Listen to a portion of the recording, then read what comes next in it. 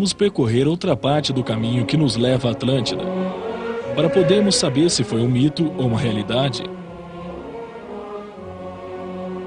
A lenda diz que foi uma civilização que soube viver tanto na Terra como no paraíso.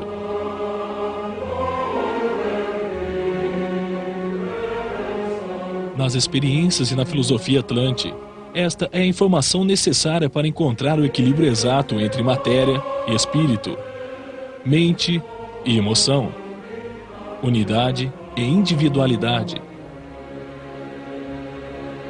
Originalmente, os Atlantes existiam em um estado espiritual, um estado coletivo de felicidade, onde todos compartilhavam até de seu inconsciente e cada um fazia parte do todo. Essa sensação coletiva só podia produzir tranquilidade e bem-estar. Entretanto, pouco a pouco, se submeteram à matéria e ao prazer dos sentidos. Começaram a guardar suas experiências de maneira individual, até se fragmentar tanto que encontraram sua própria destruição. O homem de hoje, em sua busca da felicidade, percorre o caminho inverso. Em sua individualidade e em seu materialismo, procura um caminho para a espiritualidade e a unidade harmônica com o universo. A conexão Atlante une o passado, o presente e o futuro. Nos dá a informação para recuperar o paraíso que eles experimentaram. Nessa busca, veremos outras histórias que indicam com certeza a existência de uma civilização anterior que podemos chamar de Atlântida.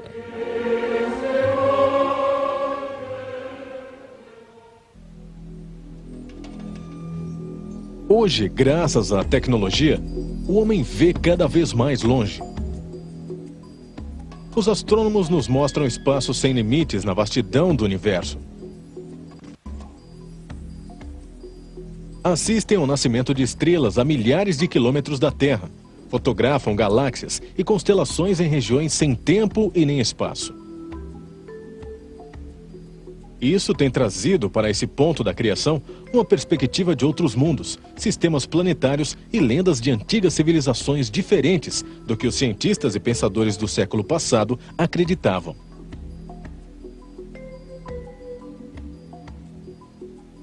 Hoje é possível buscar no passado, onde não existem doutrinas concebidas pelo homem, respostas aos tempos que vivemos.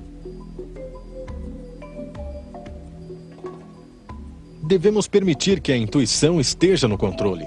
Esse sexto sentido comanda 90% da mente, de uma forma que ainda não se conhece. A fronteira entre a ciência e a fantasia é muito nublada. Por exemplo, Erich Schliemann, em 1923, transformou um mito em realidade quando descobriu a lenda de Troia a partir de indícios que encontrou na Ilíada, de Homero, escrita há 2.500 anos. Depois, no mesmo livro, descobriu a Porta dos Leões e a famosa máscara do rei Menelau em outra cidade lendária, Micenas, demonstrando que a fantasia sempre tem bases reais. O mito da Atlântida está formado por metáforas e fatos reais perdidos no passado. Platão descreve a Atlântida em 2 diálogos, Timaeus e Crítias. Crítias conta uma história que ouviu seu avô de Solon, um governante grego que visitou o Egito no ano 600 a.C. Um sacerdote egípcio consagrado pela deusa Neide Sais, protetora das ciências, mostrou a ele registros de antigas civilizações desaparecidas. Afirmou que os egípcios e gregos descendiam de alguns sobreviventes de um poderoso país destruído 9.000 anos antes por um cataclismo.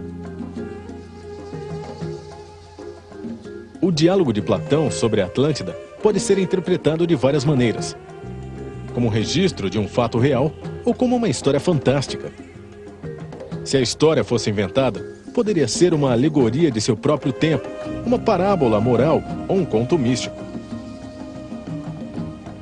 No início do século XX, quando descobriram as placas tectônicas e a existência de montanhas submersas no meio do Oceano Atlântico, com mais de 4.000 metros de altura, ficou claro que seria uma prova real da existência do continente perdido. Descobriram que em toda a região teria tido uma atividade vulcânica submarina permanente. Entretanto, até o momento foram encontradas apenas algumas ruínas misteriosas em Bimini. Não apareceu nenhuma grande cidade oculta entre os corais que prove, como no caso de Troia de Micênias, que a Atlântida realmente existiu. Dizem que é difícil encontrar provas tangíveis, levando-se em conta que quase 13.000 anos já se passaram e um cataclismo pode ter apagado qualquer pista de civilizações anteriores. O aquecimento causado pelo Sol derreteu as camadas de gelo que cobriram os continentes na era glacial. Montanhas de gelo caíram no mar provocando terremotos, erupções vulcânicas e um dilúvio mundial que elevou o nível do mar em 130 metros, fazendo desaparecer todos os vestígios.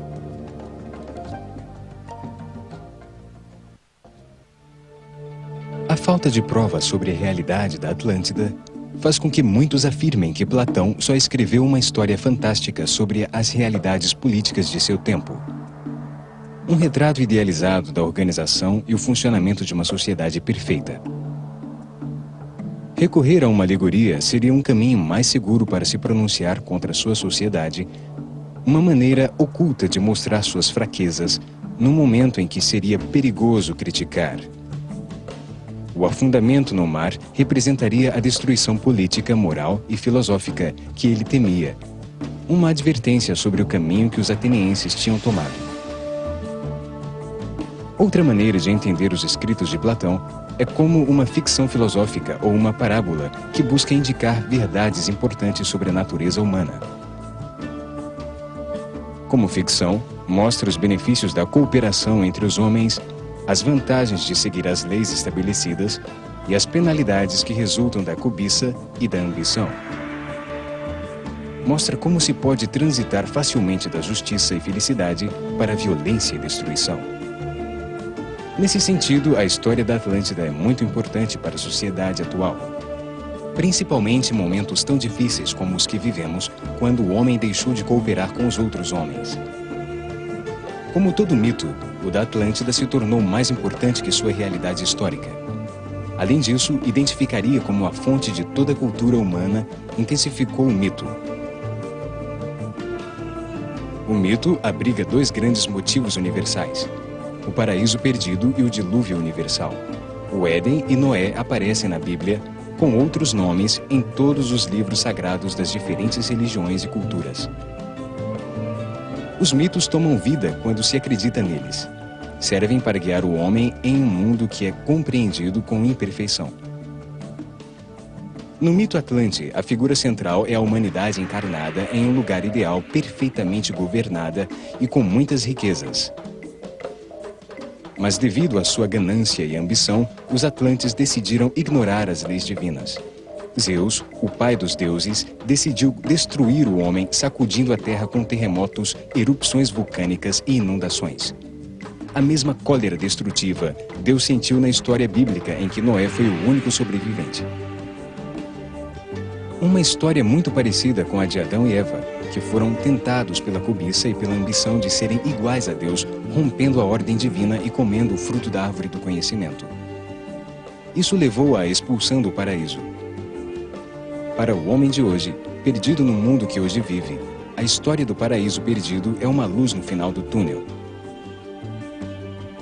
A vida se converte em uma tentativa de recuperá-lo, voltar para o Éden, encontrar o caminho para Shambhala, localizar a Atlântida, o lar, a fonte perdida. A submersão da Atlântida também pode ser vista como um estado psicológico em que o homem, envolvido pelos terremotos da paixão e pelas águas que submergem no inconsciente, perde ou atrasa seu objetivo evolutivo.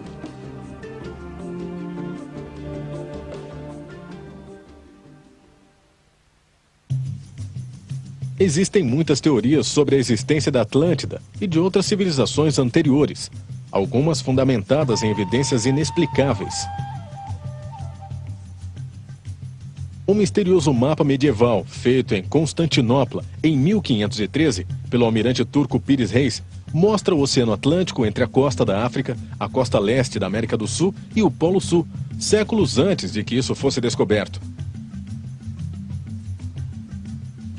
Naquela época achavam que o mundo era plano e estava rodeado de água. Os mapas existentes naquele tempo, chamados portolanos, de porto em porto, não têm comparação alguma com as informações precisas do mapa de Pires Reis.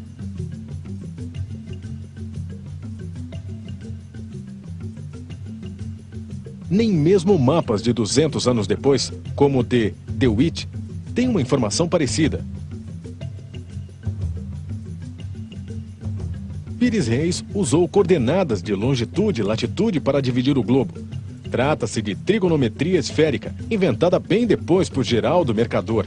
Sua precisão, comparando com cálculos atuais, foi absoluta. Tem vários elementos estranhos nesse mapa. O primeiro é que os contornos dos continentes parecem corresponder exatamente com uma fotografia tirada do alto, focalizando as pirâmides do Egito. O mapa foi analisado pela Força Aérea Norte-Americana, que confirmou sua extraordinária precisão, que tem no centro as pirâmides. O almirante Pires Reis deixou anotações no mapa, onde nega qualquer responsabilidade pelos registros originais e da cartografia. Reconhece que se trata de uma cópia de uma série de 20 mapas muito antigos, hoje desaparecidos. Disse que conseguiu alguns mapas originais com o piloto que acompanhou Cristóvão Colombo em suas 3 viagens, quando esse tornou-se prisioneiro durante uma batalha entre os turcos e os espanhóis em 1501. Isso queria dizer que Colombo sabia que ia encontrar as costas da América do Sul.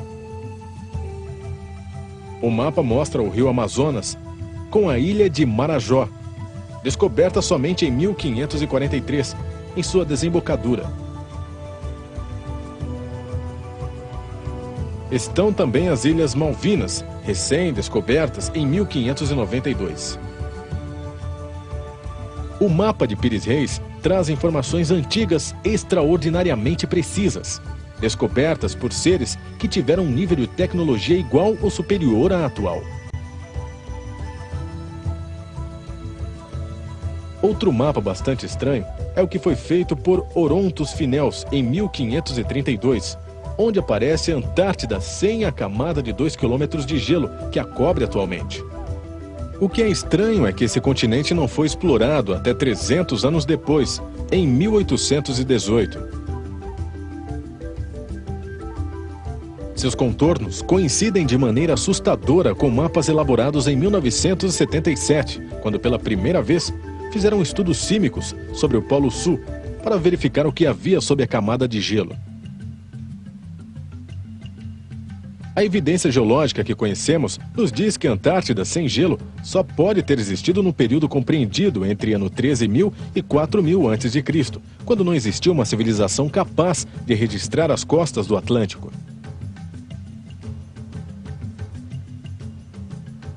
Como é possível que um mapa elaborado em 1513 inclua detalhes de um continente que não foi explorado até 1818?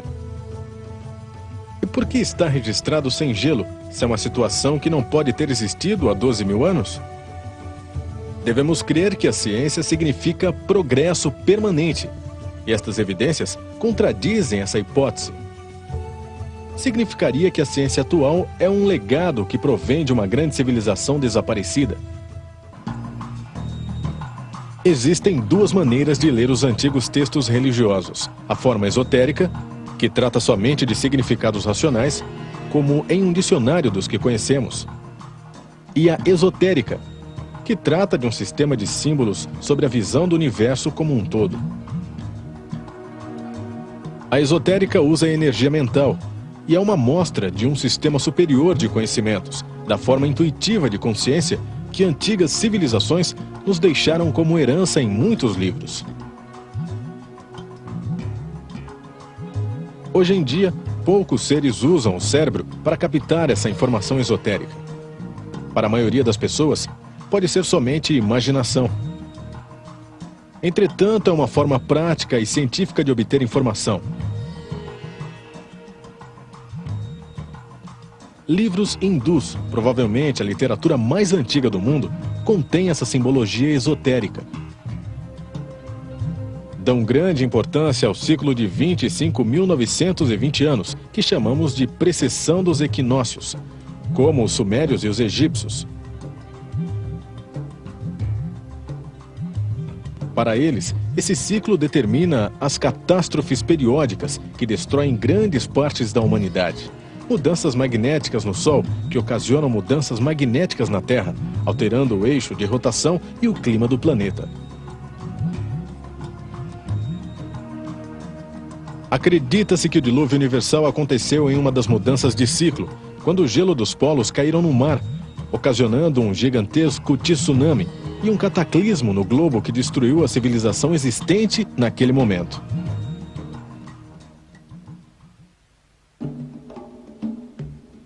Os livros hindus dizem que isso aconteceu no ano 10.900 a.C. A data coincide com o fim da época glacial e com o começo do novo tempo chamado Zep-Tep, nos calendários egípcios e sumério. Coincide também com dados publicados pela revista Nature, onde se afirma que o último reverso dos polos magnéticos da Terra ocorreu há 12.400 anos.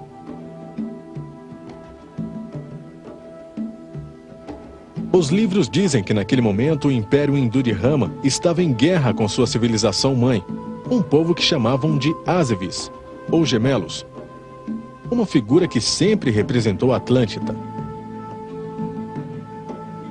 A guerra se deu porque os Atlantes mudaram sua mentalidade original, intuitiva, lunar, controlada pelo lado direito do cérebro, de imagens, sentimentos, emoções e unidade. Por outra, controlada pelo lado esquerdo do cérebro, solar, racional, tecnológica e individual. Isso provocou um enfrentamento com os hindus místicos e intuitivos. Dizem que os Atlantes, ou Azevins, vieram dos 7 continentes. O Zevta, ou Zakadipa, uma ilha paradisíaca ao leste, branca e pura, chamada Atala, que desapareceu com um cataclismo e que em sânscrito quer dizer terra submersa. Enquanto estavam em guerra, os dois povos foram destruídos. Atala ficou submersa quando o cataclismo destruiu sua montanha sagrada, chamada Meru, o que provocou um novo ciclo que dizem que terminará no ano de 2012.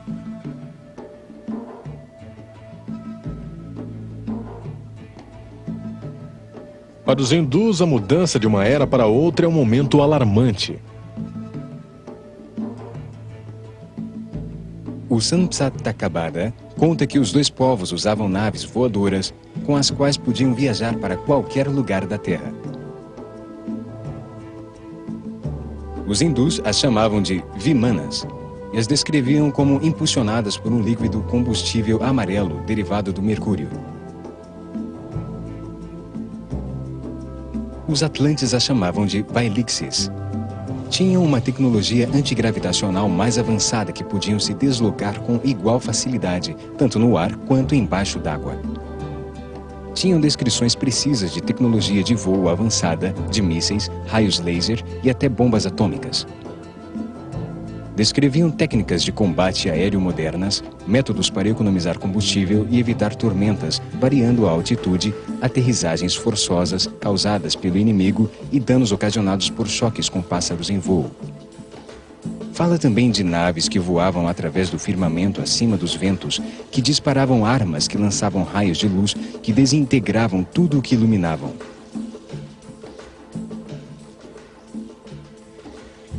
O Mausala Purva menciona o lançamento de um projétil que continha a força do universo, que explodiu provocando um brilho igual ao de 10.000 sóis, reduzindo a cinzas as raças inteiras dos Vrishnis e dos Anshakas, deixando só alguns sobreviventes com os corpos consumidos, sem cabelos, nem unhas, infectando todos os alimentos e rompendo todas as vasilhas de barro. O Surya Siddhanta, uma prancha com medidas astronômicas de exatidão comparada com a atual, estabelece a medida do diâmetro da Terra em 12.617 quilômetros. Hoje se sabe que são 12.765 quilômetros. Calcula que a distância para a Lua seja de 407.109,8 quilômetros. Sabemos hoje que são 406.731 quilômetros. Fala dos Siddhas, homens perfeitos, e dos Vidyaharas, homens sábios que viajavam por cima das nuvens, bem perto da Lua.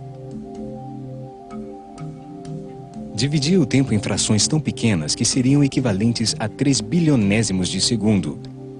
Uma grande inovação.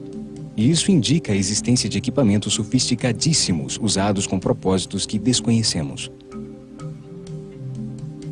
O Mahabharata é um poema que diz que um deus encarnado como piloto de uma nave voadora conta a história desses conflitos entre lunares e solares com armas tão poderosas e avançadas quanto as atuais. Descreve como Salva, montado em um veículo voador tão grande quanto uma cidade, enfrentando Krishna e os lança-mísseis, lanças e lançadores de fogo, iluminando o céu com centenas de sóis, e assim não sabia se era dia ou noite. Krishna responde com um disco brilhante como o sol que parte sua nave em duas. A cidade cai do céu e Salva morre. Assim termina a narração de Mahabharata. Os efeitos de uma arma chamada Agnaya, usada por Adwatan contra os Pandava, ou o projétil que contém toda a força do universo, disparado por Gurkha, de sua vinama voadora, com a qual destruiu as 3 cidades dos Vrishnis e dos Andakas, são similares aos de uma bomba atômica.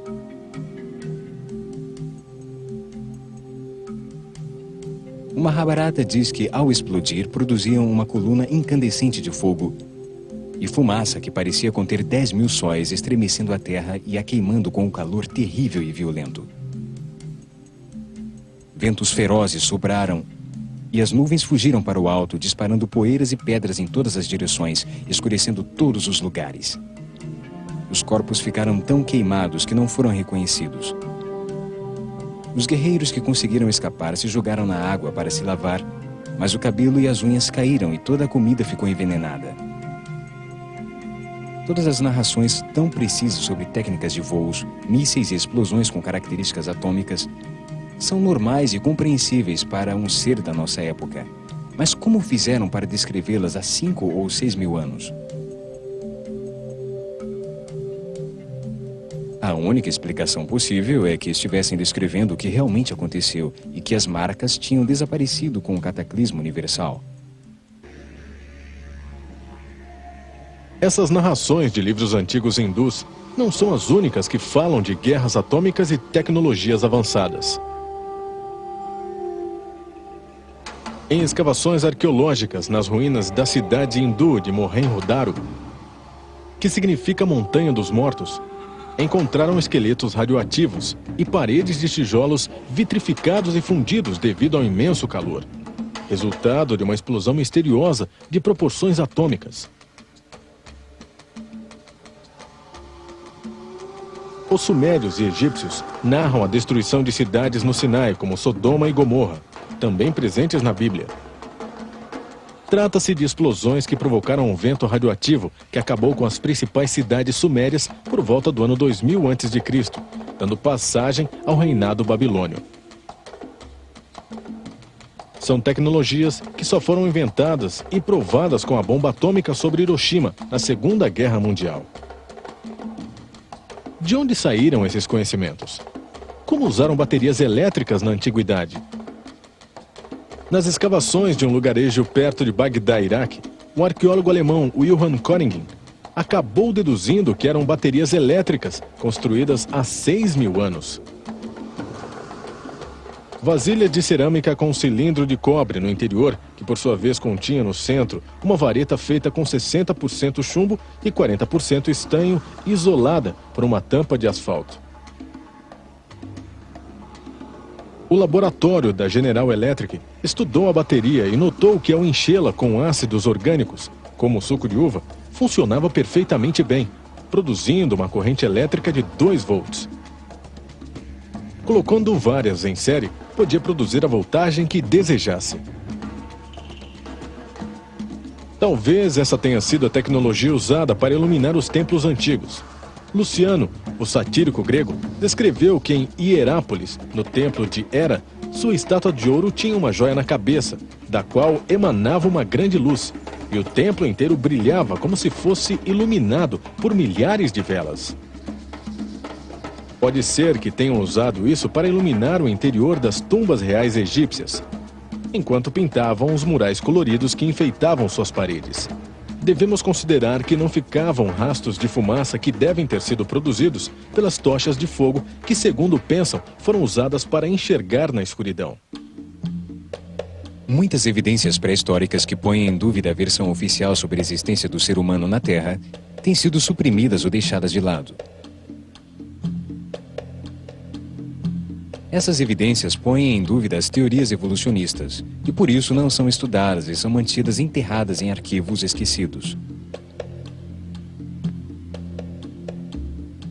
A história da vida no planeta está escrita em camadas de pedra que foram se acumulando em seu interior, camada por camada, os restos orgânicos ou as marcas de sua atividade durante os tempos que viveram. Os fósseis e ossos estão em diferentes profundidades e que foram encontrados em camadas similares viveram sobre a Terra na mesma época.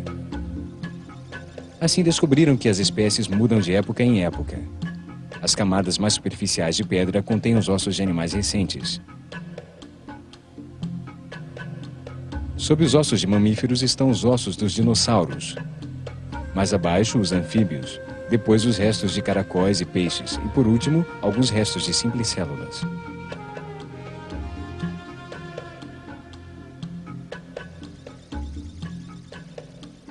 A existência de primatas parecidos com o homem, semelhantes em sua organização anatômica, esqueleto, sistema muscular e seus restos encontrados nas diferentes camadas geológicas, levou Charles Darwin, em 1859, a desenvolver a teoria da evolução das espécies.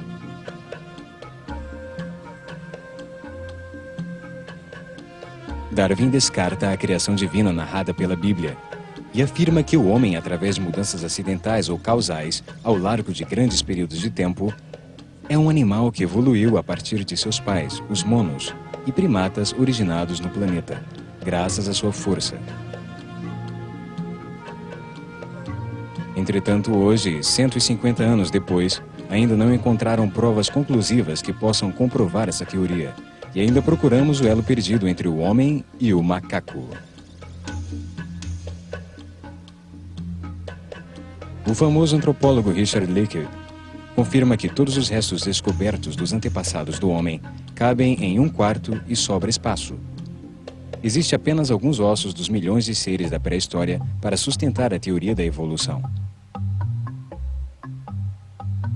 Os restos dos antepassados do homem, encontrados na África, indicariam que evoluiu lentamente, num processo que levou 6 milhões de anos, até produzir há 1,5 milhão de anos, o Homo erectus.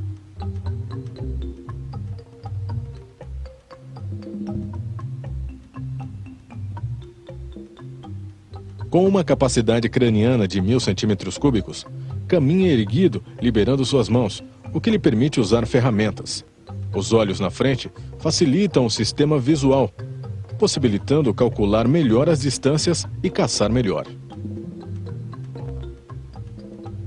Desapareceu totalmente há 250 mil anos, possivelmente em um dos cataclismos históricos que mudou a forma da Terra e das espécies. Entretanto, pensam que seu processo de desaparecimento deu lugar ao Homo sapiens, apesar de até agora não ter aparecido o elo perdido que uniu os dois processos evolutivos em sua continuidade. A teoria aceita convencionalmente diz que há 250 mil anos apareceu na África, chegando na Europa há 100 mil anos, indo depois para a Ásia há 40 mil anos, e passou pelo Estreito de Bering para a América há 30 mil anos, e para a América do Sul há 15 mil anos.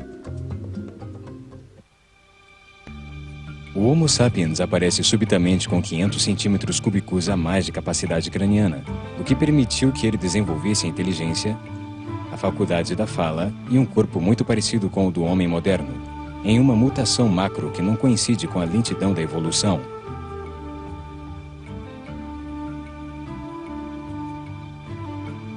Realizar essa evolução, o despertar da consciência, deveria ter levado pelo menos outros 15 milhões de anos. O tempo de evolução que o mono precisou para se transformar no Homo erectus. Sem o elo perdido, com tão poucas evidências e com tantas lacunas, fica realmente difícil saber se o homem descende do mono, há quanto tempo está de fato nesse planeta e como foi a origem caótica e acidental do universo. Além disso, têm aparecido provas anômalas que colocam em dúvida as datas e teorias aceitas.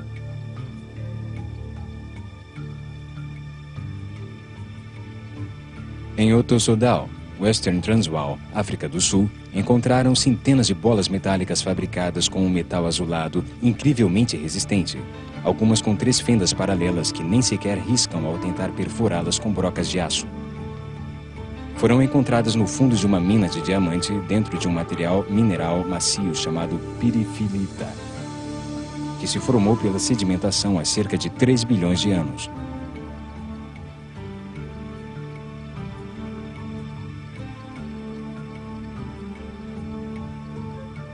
Em Antelope Spring, Utah, encontraram marcas fossilizadas de pegadas com calçados sobre um bloco da era cambriana, de mais de 500 milhões de anos. No estado do Texas, encontraram várias evidências que contradizem os conceitos da evolução segundo Darwin. Em Glen Rose, apareceram dezenas de sinais fossilizados de pegadas humanas junto com pegadas de dinossauros, o que indicaria que o homem caminhou simultaneamente com eles há mais de 60 milhões de anos, época em que se acredita que se extinguiram devido ao meteorito gigante que caiu na península de Yucatán.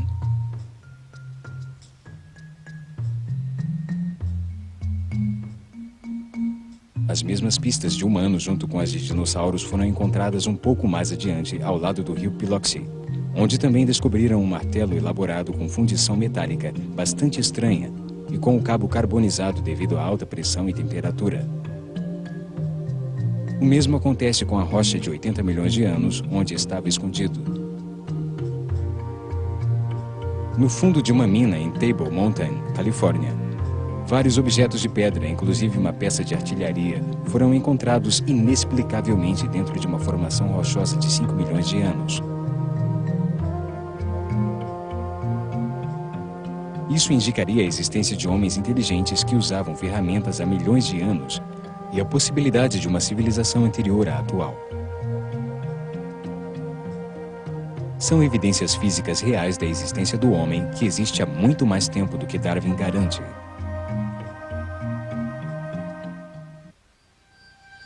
Existe uma arte inexplicável, misteriosa, deixada para trás em cavernas, cerâmicas, esculturas e baixos relevos, que nos mostram indícios de civilizações avançadas anteriores ao dilúvio, que tinham conhecimentos e tecnologias misteriosas.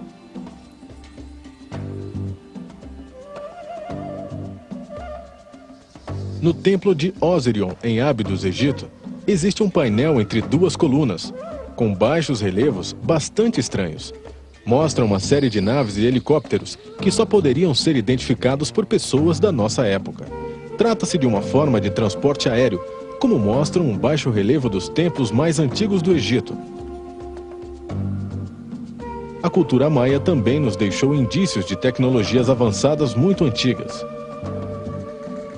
A maior lousa entalhada em pedra do mundo maia, que cobria a tumba de Pakal-Votan, em Palenque, a grande cidade das serpentes, é mostrada conduzindo uma máquina com um foguete que solta labaredas por um escapamento.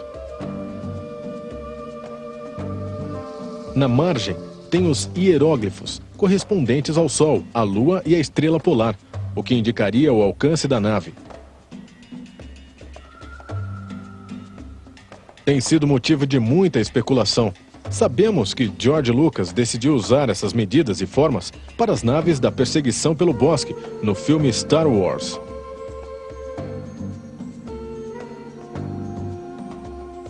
Frei Ramon Ordóñez declarou em 1773 que leu um livro escrito em quiché por Votan, que foi queimado pelo bispo de Chiapas. Disse que o livro teria sido de um cidadão de Valum Chivin, um lugar desaparecido no centro do Oceano Atlântico. Bem perto, em Costa Rica, sobre o delta do rio Diques, encontraram mais de 1000 esferas em pedras vulcânicas de diferentes tamanhos, perfeitamente polidas. Algumas pesam várias toneladas e estão a centenas de quilômetros do canteiro, onde poderiam ter sido feitas e colocadas em formações triangulares. Qual seria o propósito? Como foram levadas até lá? Nos arredores de Ica, Peru, encontraram um misterioso e antiga série de pedras com desenhos em baixo relevo, todas do mesmo estilo.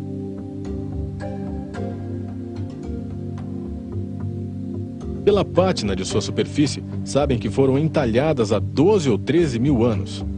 Entretanto, mostram conhecimentos e procedimentos avançadíssimos, mesmo para a época atual. Astrônomos que chegam com sucessos na longínquas estrelas, viajantes do espaço, continentes da Terra em exposições diferentes das atuais e desenhos de animais já desaparecidos.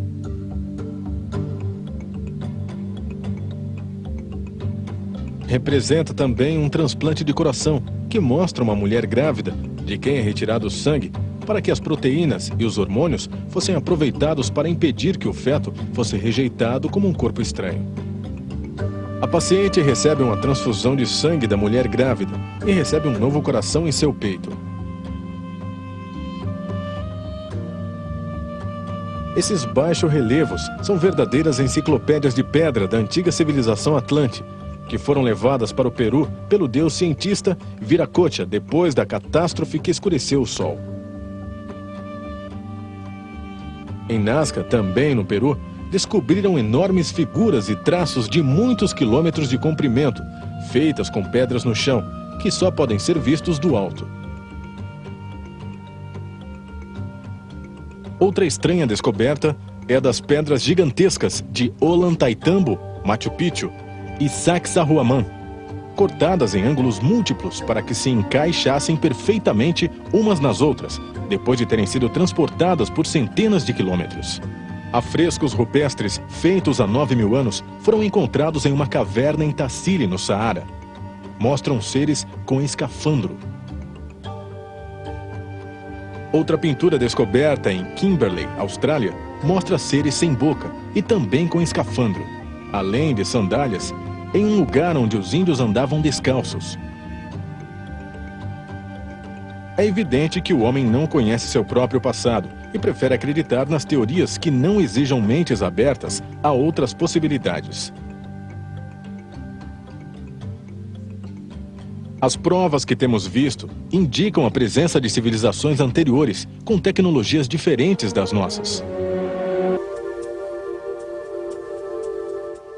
Os sacerdotes atlantes ensinavam as 7 leis que regiam o comportamento do universo.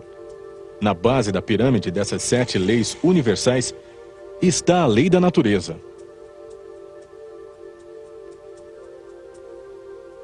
Age sobre os corpos físicos de todos os seres vivos, na densidade da matéria, onde se encontram as mais baixas vibrações do universo.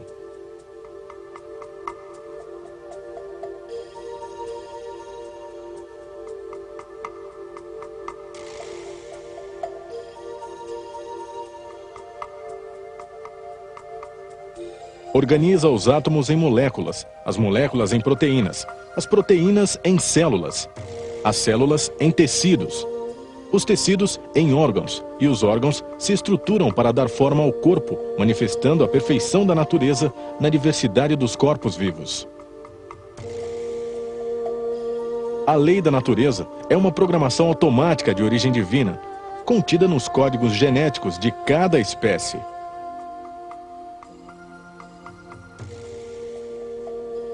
Organiza os diferentes corpos, determina por quanto tempo serão úteis, suas funções e os mecanismos para sua reprodução, mantendo e protegendo. Forma um gigantesco organismo vivente que se chama universo. Cada ser tem seu próprio nível de consciência, que é experimentado em um corpo material.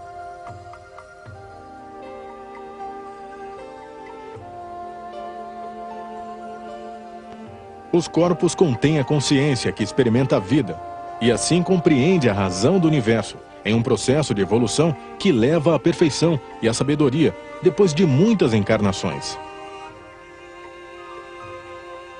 Existe uma programação automática que é transmitida por herança nos códigos genéticos de cada espécie, chamada instinto, que não necessita da consciência do ser para existir.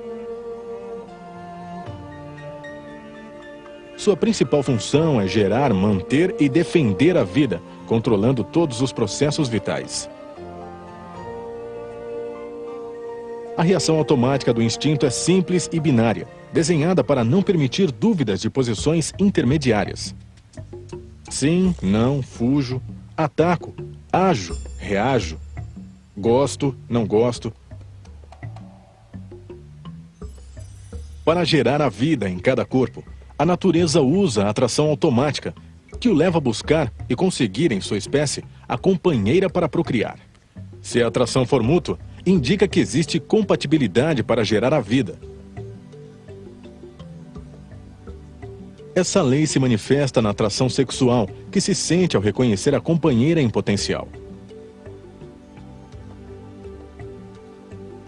Para manter a vida em cada corpo, a natureza usa o desejo automático, que o impulsiona a buscar e conseguir o que precisa para viver. Se estiver com fome, sede, terá capacidade para reconhecer o alimento que necessita e o meio natural de sua espécie. Para defender a vida em cada corpo, a natureza usa um medo automático de perdê-la, que o impulsiona a fugir ou a defender-se. Manifesta-se como uma força ou energia adicional produzida pela adrenalina para responder adequadamente à situação. Em cada corpo organizado pela lei da natureza, existe uma consciência que evolui em um processo de aprendizagem sucessiva que se chama vida.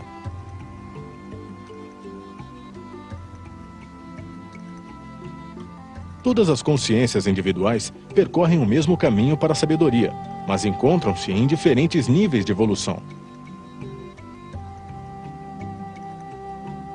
O ser humano só aprende e evolui relacionando-se com outros homens.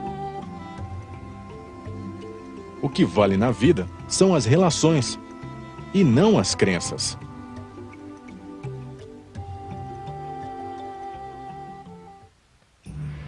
Com a lei da natureza, o Criador desenha a diversidade do universo para que a consciência evolua.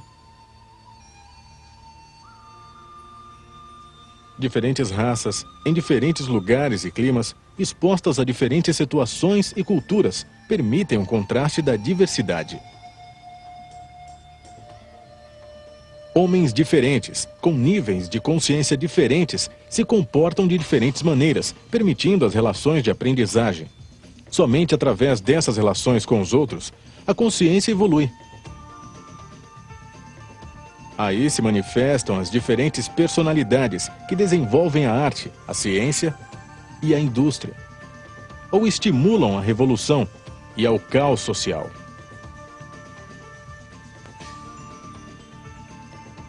Os instintos organizam as respostas automáticas dos corpos que abrigam essas consciências para que funcionem perfeitamente. Quando um ser vivo viola a lei da natureza, sente dor ou mal-estar. Essa violação é permitida por uma das leis hierarquicamente superiores com algum propósito de evolução. Gerador ou algum processo de destruição que diminui a força vital no organismo e a qualidade de vida que se experimenta. Nos primeiros níveis de evolução, personalidades primárias são desenvolvidas para viver em processos que desenvolvam a consciência. Suas reações, nesses níveis, são quase que totalmente instintivas e agressivas. Isso prejudica o relacionamento com os outros e produz sofrimento. Ao tentar evitar isso, toma consciência e evolui. Uma consciência evoluída domina seu instinto automático e não causa um comportamento agressivo com os demais. Assim começa a agir a lei da harmonia, a lei que vem em seguida, a lei da natureza. O propósito da vida é nos ensinar o que não sabemos através das experiências do corpo físico.